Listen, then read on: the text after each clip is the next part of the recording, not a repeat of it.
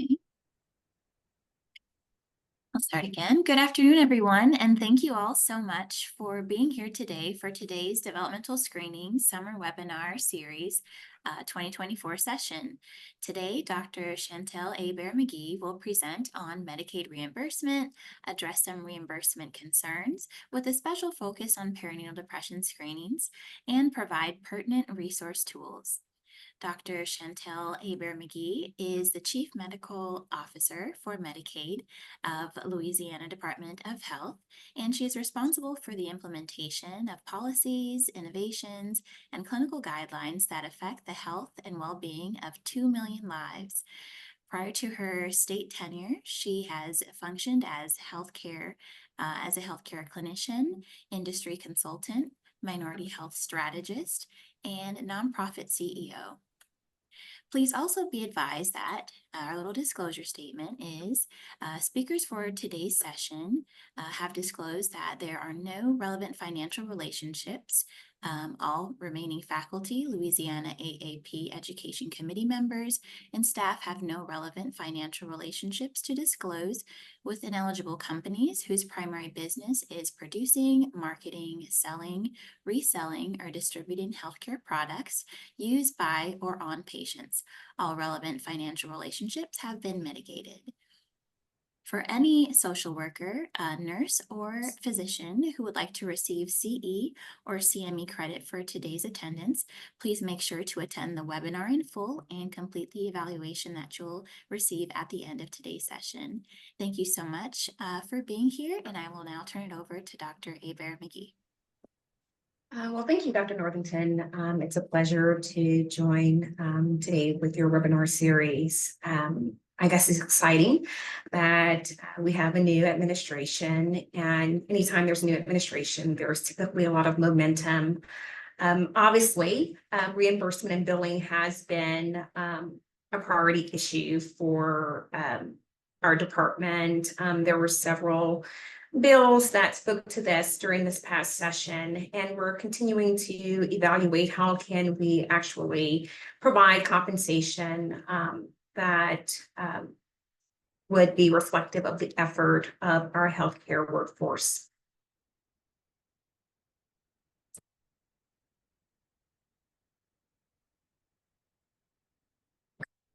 So I think it's important to start off with an overview. Just for whoever's on the phone to recognize that there's a lot of intricacies when we consider reimbursement. Medicaid is a federal and state partnership. We do rely on the federal match, as well as our state general funds to determine how we can budget for reimbursement, whether it's for providers, whether it's for services, ambulatory care centers, surgical centers, things of that nature. We have to ensure that it is appropriated within the budget. Medicaid is managed by the states, so therefore states have considerable leeway regarding eligibility, implementation, and we see great variability throughout the nation and the type of Medicaid services, whether it's managed care, whether it's fee-for-service, and states are not required to participate. I think we have become accustomed and take it for granted that healthcare is offered to most people within this nation. However, there are coverage gaps. However, since 1982, all states have participated in Medicaid in some form. And so given the constraints on states, depending on the number of members that may be enrolled in Medicaid, as well as their state funds, it may determine how we're able to move forward with various different concerns from stakeholders, whether it's our members, providers, as well as legislators. So we try to evaluate each for their merit to determine will it actually improve the health and outcomes of our members, as well as, will it not be a budgetary strain? So I'm sure that most of you know that in Louisiana, Medicaid covers more than 40% of the members, and roughly 730,000 are pediatric members or those under the age of 20. Over half of the children in Louisiana receive Medicaid or CHIP, and a third of Louisiana's children live below the federal poverty level. So there are considerable constraints in the home life that may affect the health and welfare of our youth. And 95% of the children in Louisiana are enrolled through a managed care plan. I think this is akin to most states. I think more than 40 states have managed care. And the goal is for it not only to be able to reliably predict what our budget is going to be the following year, but also to be able to better manage the funds to ensure that our members have optimal health outcome. And I think the verdict is still out on that. It hasn't been implemented long enough, and so we're still waiting to see if it's going to improve the outcome and access issues that we are hopeful. However, we do have a pretty reliable budget through utilization of managed care. Unfortunately, despite having expansion, the presumption is that now that people have access to healthcare, that they will begin to see their provider more frequently. However, most people still interface with the healthcare system through acute care utilization. So they're going to the emergency department, they're going to urgent care centers.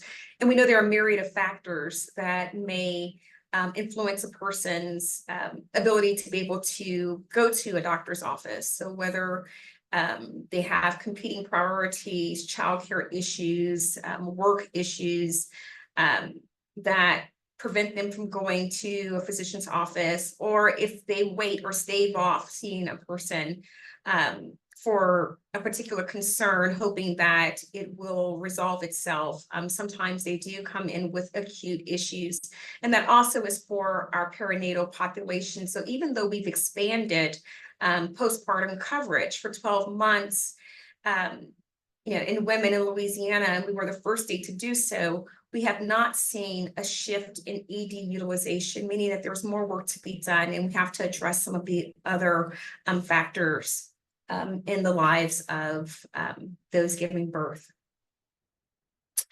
And that speaks to our overall health rankings, right? So according to America's Health Ranking, Louisiana ranks 50th. I'm sure this is not surprising, but if you look at the overall trends since the 1980s, there has been very little change, if any, in our rankings. And it's because of the fact that our health is suffused in every aspect of our life. So whether it's our ability to generate income, whether it's housing, security, food, whether it's education, there are numerous factors that play a part in our health. And in Louisiana, akin to many southern states, akin to many states that have large populations of impoverished individuals, it's challenging to move the needle in silos. So while we try to do our best within the Department of Health, there are factors and barriers and challenges that makes it quite difficult to be able to see meaningful change by simply reimbursing providers or by offering a service that was not previously on the fee schedule. So many of you are probably already aware that ACOG did release new guidelines in 2023 recommending multiple screenings for depression. We just emerged from the public health emergency, but prior to that, women have been the primary breadwinner in many households, particularly in the South, particularly in women in color and minoritized communities. And so there is a great degree of mental anguish and stress on certain populations, particularly our Medicaid population, which happens to be more vulnerable. In addition, because of this, recognizing that we do have a maternal infant crisis, more states are requiring mandatory and universal screening, and not just focused on depression, but on the entire wellness of the mother or caregiver, to ensure that they're not, being fraught with anxiety and other issues that may compromise their ability to take care of themselves as well as the child. So this is a map from NASHP. It's the most recent, and it shows what I previously mentioned, that there is a sweeping move for more coverage, more comprehensive coverage in some states, recognizing the dire strait when it comes to the maternal health crisis, have mandated, because there may be implicit bias on who we think may appear to be facing certain stressors, and some are able to camouflage their issues better than others. So I think that states are starting to realize that we're grappling with a serious issue and being considerably more proactive, and this is a move in the right direction. The recommended screening is from birth to first year, and oftentimes, it's recommended, at least, we are recommending that it's during the first, second, fourth, and sixth month. However, women may not necessarily, or the caregiver may necessarily adhere to the appointment. So anytime during this period, we think that it's critical to provide the screening tool. And so whether it's an interperiodic visit or E&M, it should be used if clinically appropriate. So when looking at who it should be administered to, it should be administered to the caregiver. So whether it is the biologic mother or someone else, we are concerned about safe environment for the child. And so we recommend using validated screening tools. Most of these tools were validated on the mother.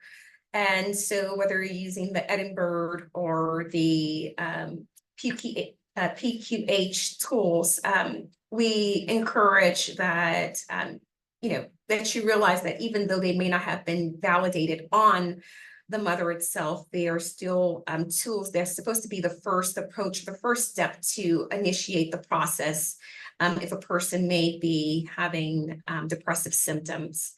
And then, of course, once you take this first step approach, the provider should refer the caregiver to the appropriate available resources and document the referral. And that's important, and I'll speak to the importance of that shortly. And obviously, if there is imminent harm that you're concerned about for the caregiver or others, please refer them to emergency services. And so, as mentioned, the three screening tools that we recommend are the PHQ, as well as the Edinburgh Postpartum Depression Scale. With the patient health questionnaire, particularly the 2-item one, it's meant, as previously stated, to be a first step tool. And not only that, it has a high sensitivity and specificity. So it has a high sensitivity when the number is less than 3. So you ask these 2 questions, you score it. If it's less than 3, it means that the person most likely does not have a major depressive disorder. If they score higher than 3, then there, it's very specific, meaning that there is something that is a stressor in this woman's or caregiver's life that needs to be addressed. And so it's very, easy to use, it's short, it's free. And the goal is for the provider to initiate the dialogue, but not to actually try to address the issue, but to assure that the caregiver is directed to the appropriate service. And so that speaks to reimbursement. So the code that we have on the fee schedule from CMS, the CPT code is 96161. And so this is meant to be a caregiver-focused health risk assessment. The disclaimer is that the provider is advised not to add time-based billing for the counseling. As the parent or caregiver, this is not their appointment. This is obviously for the infant or child. Similarly, we should not be putting a Z code for depression of the caregiver or the mother in the baby's chart. And that may also be one of the issues leading to challenges in reimbursement. And so, as previously mentioned, the reason that we are the reason that we should not be coding a Z code for depression in a child's chart, because this is coverage for the child. The wonderful thing about this code is because it is tethered to the child, it allows for women who may no longer be covered by Medicaid to be assessed. And even if they have to go to an LGE in the community to receive services, we can have a nexus of care to assure that the caregiver has been screened to assure that the child has the best environment and the ability to thrive. If one or more children are present, this is just a reminder, please submit the claim only under one child. And if performed on the same day as a developmental screening, you can add the modifier for perinatal depression screening. And so this is an example where you can see that, child came in, they did preventative medicine screening. And so it was also coded for developmental screening. So let's say in this case, the child did not meet a certain milestone. You detect that there may be some frustration in the caregiver. And so then you would also do that assessment and you can add the modifier. And this should be reimbursed. The caveat is that in order for there not to be any challenges in the claim, you must state which screening tool was used, the result of the screening tool, and any actions taken if needed. So if the caregiver or mother scored high and they have some, or it shows that there's a potential for a depressive condition, then you have to state that the person was referred to social work, to perinatal or prenatal care coordination, and or to another provider in order for you to be compensated for performing the screening. And so this is another code that aligns with our concerns when it comes to behavioral health. So even though this is not one that's tethered to the caregiver or mother, we want you to know that we did add additional codes that allow for screening. So this one is to be used in adolescents. And so you're looking to assess the adolescent's health risk assessment for, hazardous conditions. So whether it's their environment, whether they're having housing, food insecurity, if there are other environmental issues that may be adversely affecting the mental health of the adolescent. And this is separate from the brief emotional behavioral assessment. And this is another one that we've added to the fee schedule. And so an example would be if you have an adolescent coming in, for a routine, back to school, sort of evaluation, examination, and they share that they've been experiencing some anxiety. You may perform both the PHQ-9 as well as the scared anxiety screening, and you're able to bill for both. But in addition, you can also do the patient-focused health risk assessment and say, well, is the environment, is it where you live? Or are you being bullied? Or are there other issues? And so wanting to address the whole person care is very important to this administration, particularly when it comes to maternal and behavioral health needs. So it's not just limited to the caregiver, the mother, but we are concerned about the family unit. And so I wanted you to be aware of these other codes, which have been added to the fee schedule if they may impact your practice. So priority issues, particularly around maternal health, that our administration has shared is care coordination, obviously behavioral health and substance use screening, addressing the provider deserts and shortages that we have, particularly in rural areas, but also there are health deserts in urban centers as well. And then as has been shared, and there's been a lot of buzzworthy news regarding the CMS transforming maternal health model, which we did submit a letter of intent. We hope to be one of the states that are chosen to help to shore up some of the gaps and chasms that we currently have in addressing some of the maternal health issues within Louisiana. One of the things that we did do, so Medicaid does have a Chevy grant with LSU, and we asked them to poll our 6 care plans, our MCOs, and determine what are the barriers to perinatal care coordination. And these are the things that they mentioned. So there was low health literacy. Members have a hard time just understanding the jargon that we use. And I think with a lot of mistrust as well as disinformation, it's hard for people to be able to digest what we're trying to present to them, particularly in short visits. There's lack of transportation. And I know that this can be a challenge for many of you in your practices. Some of our members really do rely on non-emergency medical transport.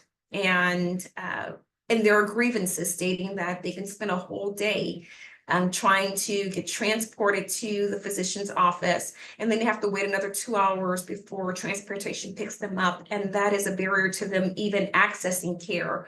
And so recognizing that it may lead to adverse outcomes for them and lead to further frustration, which is one of those reasons that we do want to screen them when they do come in to figure out what are some of the challenges that are facing them in their household that could adversely affect their health as well as the children in their care. And then there are longstanding issues that have suffused our population for many years, and whether it's poverty, whether it's implicit bias, whether it's a social determinants of health. And so it's a heavy lift, but we have to continue flexing our muscle in order to move the needle and improve their circumstances. So this was very informative for us to realize what are the challenges and why women are reluctant and to participate in care coordination. But one of the most important aspects of this study that or information that was gleaned from it was that the MCO staff members brought up the maternal mental health concerns and how it adversely affects the pregnancy and the women during their postpartum period. Oftentimes, these caregivers neglect their own care to assure that they're taking care of a child. And we know the stressors that comes along with an infant. And so they really asked if we could tackle this. And that's why you are at the front line. You are the linchpin in many ways to us being able to address their issues. And so, as I mentioned with the transforming maternal health model, we're hopeful that we will be one of the states. And so we did put our letter of intent, and we are hoping to hear from you. So if you have any ideas in which ways we could support existing efforts, create sustainability, expand efforts, and address some of the gaps, please feel free to reach out to me. Some of the ways that we have tried to address this thus far through Louisiana Medicaid is that our MCOs have partnered with real estate developers to try to provide affordable housing co-located with healthcare systems. So the person is not removed from the healthcare system. They don't have to worry about the challenge of being transported to a doctor's office. So Aetna, CVS, United, Blue Cross Blue Shield in different states and different regions and several locations in Louisiana have invested in this model to assure that there is a pharmacy, that there is a FQHC or clinic on site so that caregivers, mothers and children can readily interface with the healthcare system and not have these other competing priorities and challenges impede their ability to have timely, accessible healthcare and hopefully more optimal outcomes. So it was featured in New York Times, some of the work that we are doing in trying to address these concerns in tandem. And so another thing that we are doing within Medicaid is that we do have our PUP grants. And to further support the work that we're trying to do and give credence is that one of our investigators from Tulane did a study, and it showed that untreated maternal mental health conditions were found to be the diagnosis most associated with adverse pregnancy and child outcomes. And it has one of the highest economic burdens to society and to Medicaid, recognizing that these issues reverberate in the member's life and have significant community, familial impact. So we're really invested in this. And so, I mean, I'll just like to share a short case study if I do have time. So I think the woes that we are currently facing are not new. During the midst of the Great Depression, there were advertisements everywhere. And you can see this one shows women of every caliber. Some are stenographers, some are graduate students, some are young girls and women of color.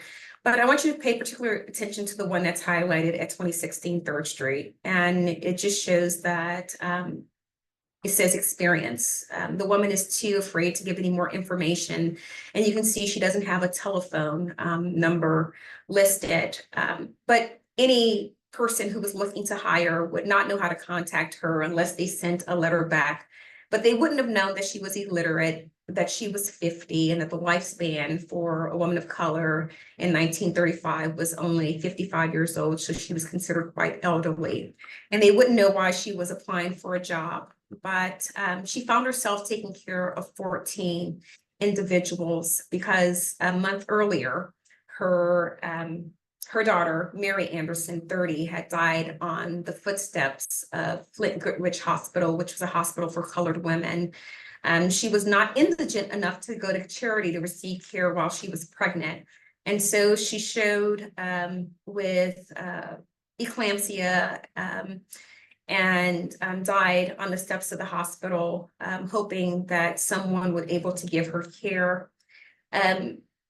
During this period, her husband had been incarcerated because during the height of the Great Depression, her husband, my great-grandfather, Jules Hebert, had been a porter, and Negro men only got paid on tips, and so no one was tipping. And so he conspired with 2 German immigrants to break into a restaurant. No one kept the till or silverware because of the Depression, but they went in trying to steal bread and rice and beans and eggs. And so he was found with 2 loaves of bread and was sentenced to hard labor. And so there was no money for his wife to go to the hospital. And so my great-grandmother, Ms. Laura Anderson, was taking care of 14 people. My great-grandfather, Jules Hebert, his initial address that he shared with his 5 kids all under the age of 7 with his wife, was scratched out, and they were at 2016 3rd Street. So my grandfather had to leave school at 3rd grade in order to prevent them from being evicted, because they were being evicted a few years later. And so he and his siblings never were able to obtain an education because they were forced to go into the workforce to help support the household. And so, and his grandmother, because his mother had died in childbirth, or while pregnant, Miss Laura Anderson, she, had severe depression. And so there was a lot of neglect, and the long-term consequences, they're indescribable. And I show this pictures because there was his cousin who was in the household with his parents for a short period of time during the Depression, and they later moved out. And his first cousin went on to become, he graduated high school, he entered the military, came back on a Pell Grant, went to college, and was a coach at a local high school, and was a lifelong member of Zulu. And in 1991, he was governor, and they made this poster.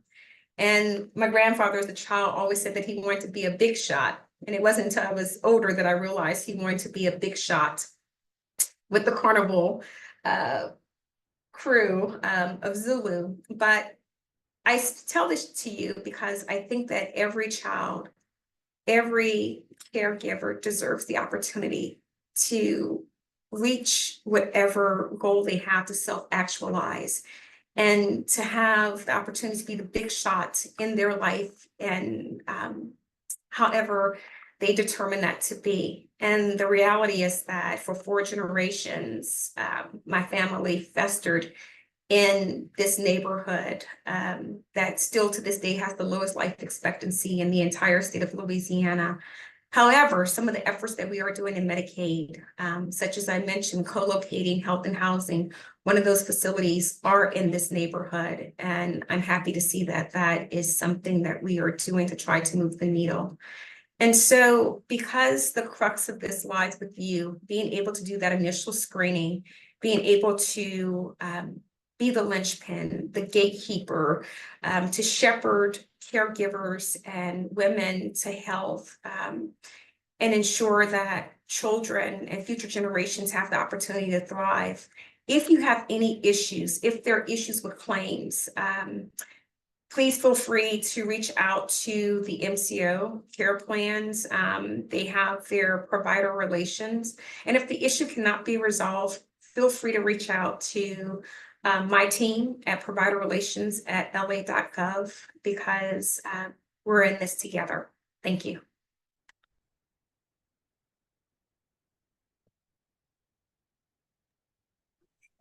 Thank you so much, Dr. Hebert-McGee, for sharing such pertinent and informative information. We thank you so much for your time and want to thank all of you for your participation today. Please be on the lookout for the evaluation, and we encourage you all to tune in next week for our next webinar on autism spectrum disorder. That's all for today. Thank you all so much and have a wonderful afternoon. Thank you, Dr. McGee. My camera is over here, but my phone's over here. I understand. I was looking over here at my screen and the camera's here. Yeah. Okay. All right. Thank you so much. Okay.